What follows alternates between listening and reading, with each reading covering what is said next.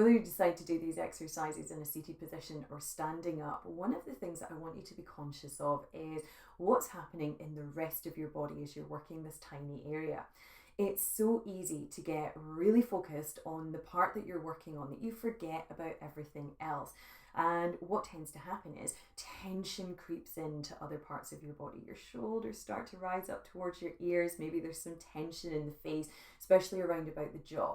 So think about keeping your face, your neck, your shoulders really, really soft as you're working. Just keep checking back in whenever you change the movement that you're doing. Maybe just give your shoulders a little shake out, do a little exercise of the jaw as well. Make sure that there's no extra tension creeping into your body as you alleviate the tension in this one particular area. We're going to begin today by curling the fingers into the palm and then extending them away. You're going to do that really fast. Drawing the fingers in and then taking them super wide, spreading them as much as you can. Reach your arms up overhead and begin to bend and straighten the fingers. Now, really quickly, you're going to feel your muscles getting tired. You're going to feel this all the way up through your arm, not just through the wrists and the fingers, warming the muscles and pumping blood around your limbs.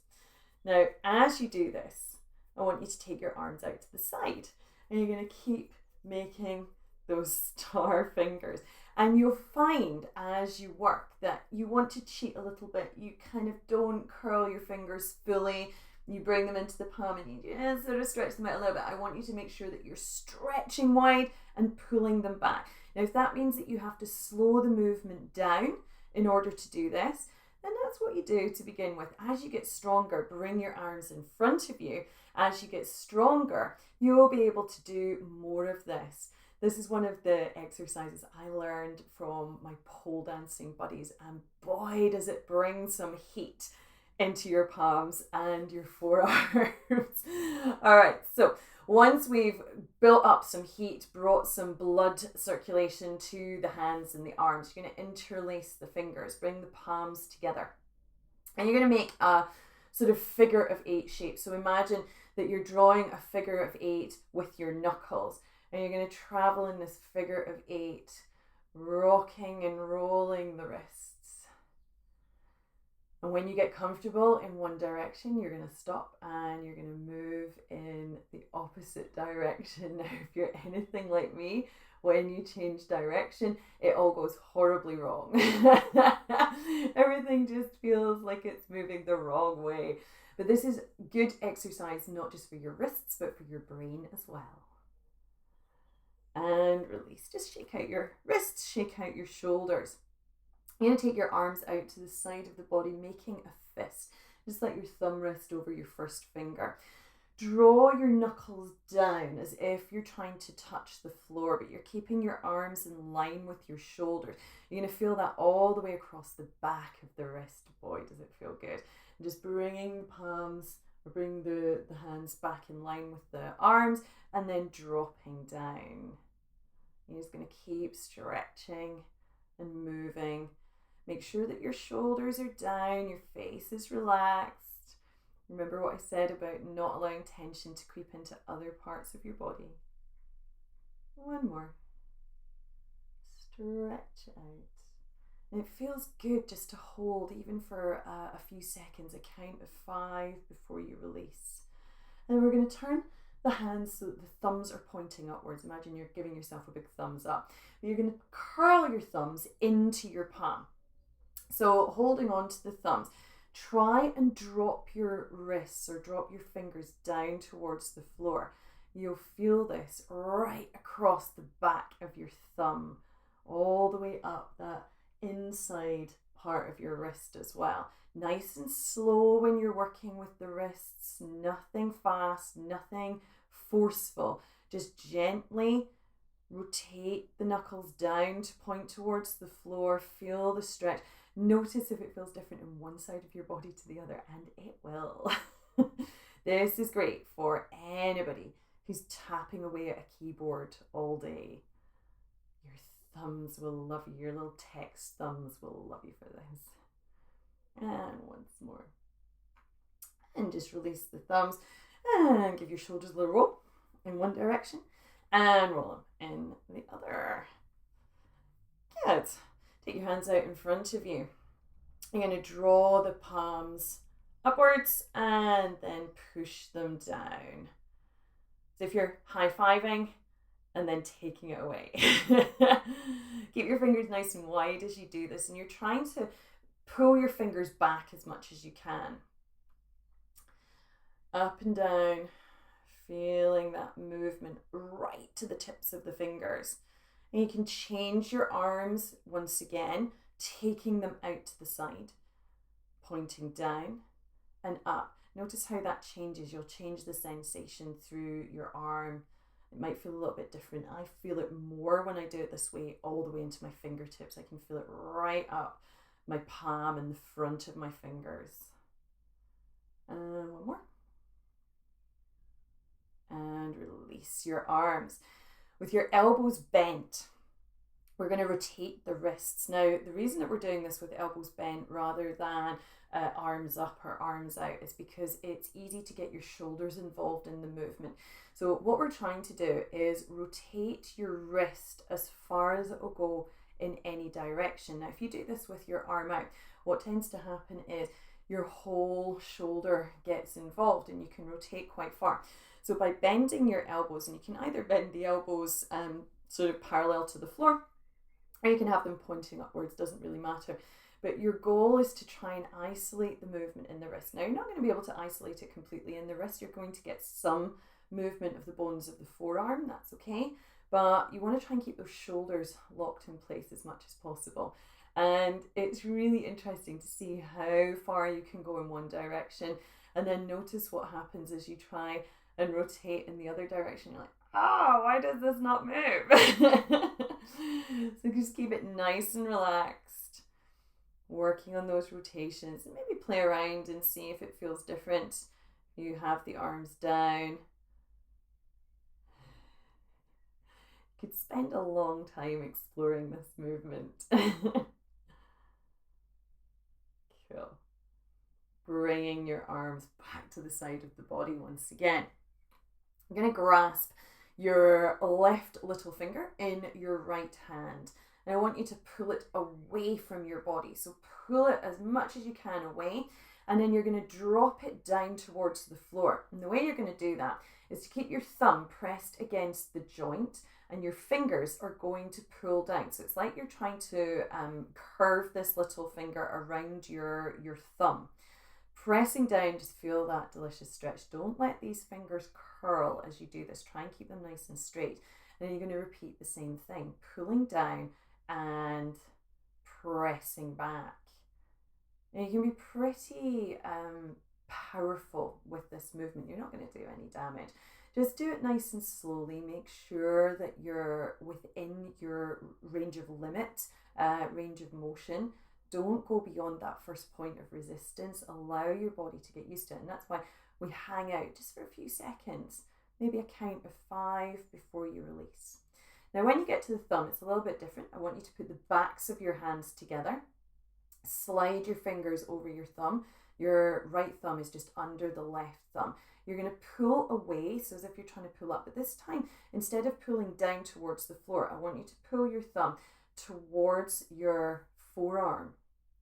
So you're kind of pulling it down the way. If you bring your hand up, it's easier to feel it, and you'll feel this really juicy stretch through the palm of your hand. So repeat on the other side. You're going to grasp onto your little finger, pull it away, and then push it down. You can see what I'm doing, curling it around my thumb. Same to the ring finger, pull it away and pull it down. Try and keep your fingers as flat as you can. They will want to curl, they will want to move. Pull. This is a great one. You can do this at your desk, if you're sitting, or even on the journey home, if you're traveling on a bus or a train, on any sort of public transport where you've got a bit of time to spend. This is such great self-care. And then backs of the hands coming together. Loop your left thumb under your right, and then you're going to pull up and away and then down as if you're trying to bring your thumb to touch your forearm. Keep those fingers nice and strong. Ah, doesn't it feel better already? And releasing. You're going to come onto all fours. As you come onto all fours, line everything up. So you want to bring your wrist and your shoulders into line. Your hips and your knees are lined up. Keep your fingers nice and wide on the mat. Press through the base of your fingers. So that means where your knuckles are. Pressing down through the thumb and the first finger a little more forcefully than the rest of the fingers. So you're actually putting a wee bit more weight. And imagine if somebody was to come along and try and lift your fingers away from the mat.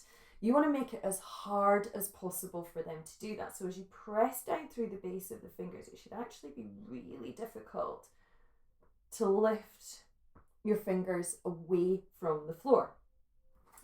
So pressing down. We're going to take an inhale.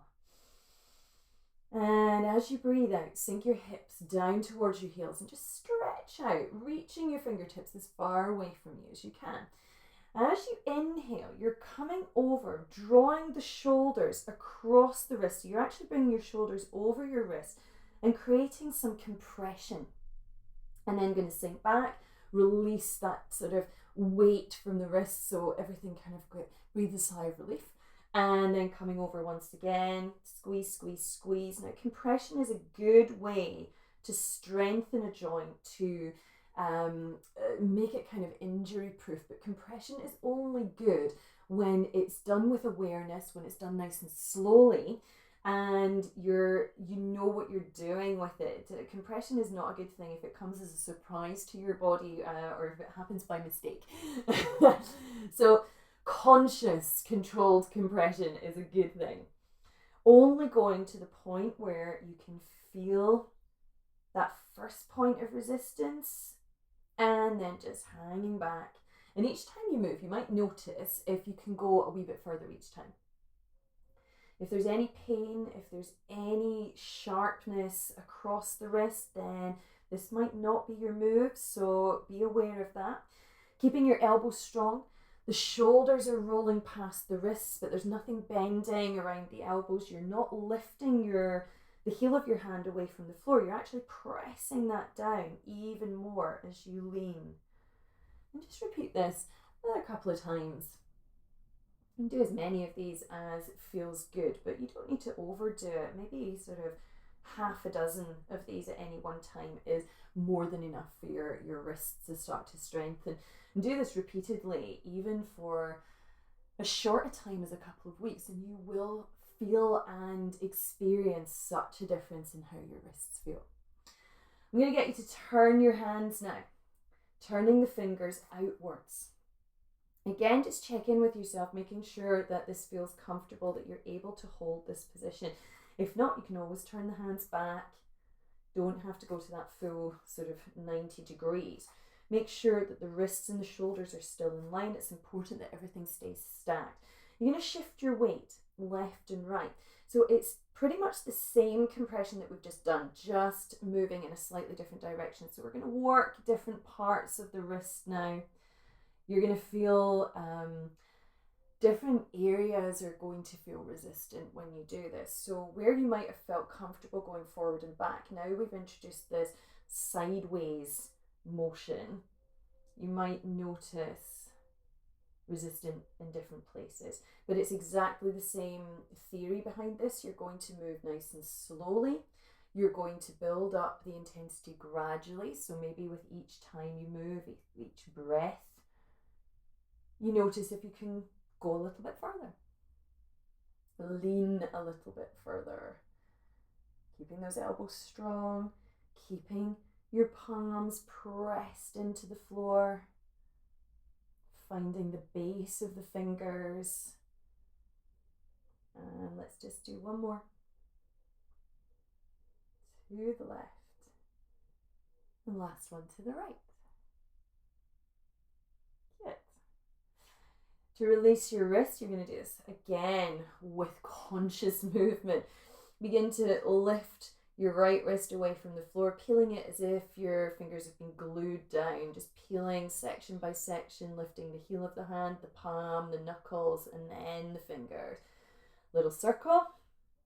And you can place your fist on the floor as you lift the left side, peel, peel, peel. And a little circle.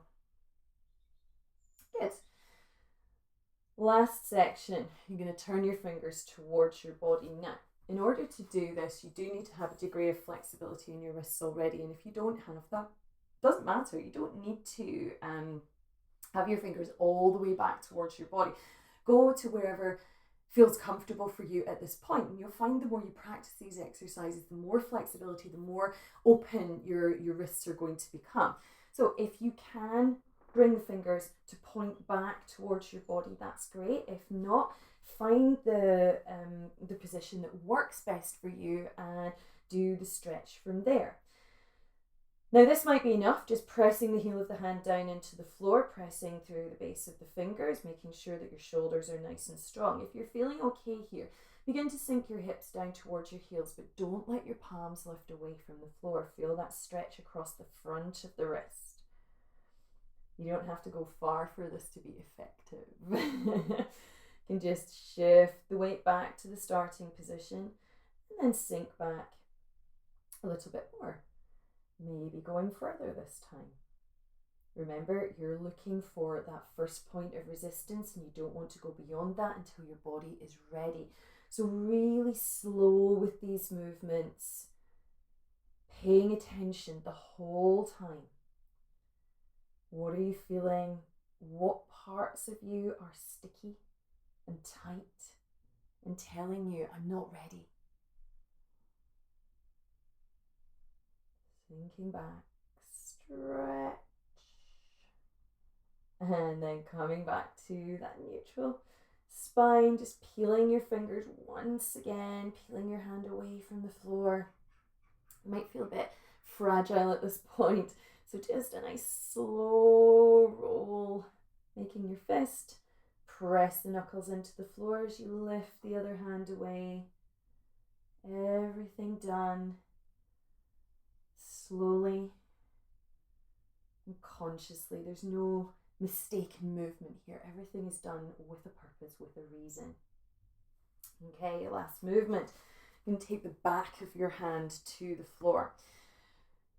Pressing the back of your hand onto the floor, you want to try and keep your elbow as straight as you can. Now you can place the back of your hand on the floor with a bent elbow and it feels pretty comfortable. As you try to straighten it, this is where you feel that super intense stretch.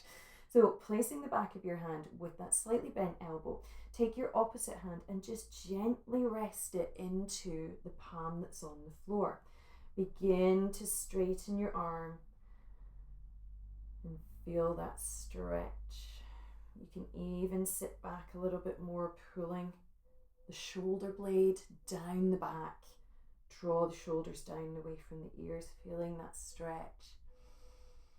Send your breath into any part of you that's feeling really tight and make sure that there's no pain. There shouldn't be any pain or shooting sensations, no sharpness around the wrist. If you're feeling that, you're going too far. And release by bending the elbow and slowly coming up. You're going to swap sides. Coming forward, placing right palm into left, your elbows bent to begin, and then you're going to start to straighten it. And as you straighten it, that's when you're going to feel that delicious stretch. Oh, happy days, huh? Again, just drawing the shoulder down and away from the ear. Notice how that changes and shifts the focus of the stretch. Marvelous. Releasing, bending your elbow and coming all the way back to sitting. The final movement that you're going to do is something that I like to call the magic wrist squeeze. I always taught this many years ago when I first started out as a beauty therapist and I was massaging lots and lots. You've got two rows of bones in your wrist, the carpal bones, and these two rows of bones get very compressed throughout the day, just in the general way that we work. You don't have to be a massage therapist, you don't have to be doing handstands every day for these bones to get compressed. And one of the easiest ways to alleviate discomfort around the wrist is to create more space. And you can do that quite simply by using your thumb and your first finger. And the way that you're going to do that is to move your thumb in one direction and your finger in the other. So as your finger comes up, your thumb comes down, and vice versa. So looking at that in action, right hand is going to take a hold of the left wrist. You're going to press down with your finger and at the same time push up with your thumb, and then do the opposite. Push up.